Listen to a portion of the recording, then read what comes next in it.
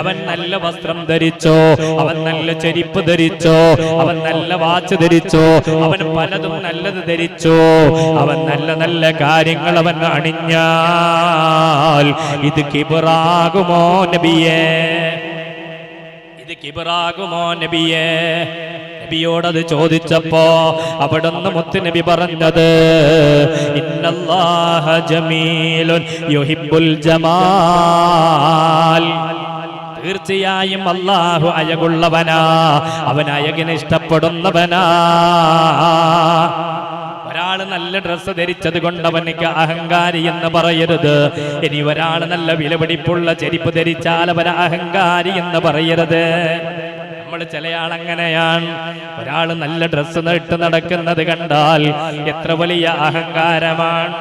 അവനിക്ക് തിന്നാനില്ല, അവനിക്ക് കുടിക്കാനില്ല, പക്ഷേ അവൻ ധരിച്ചത്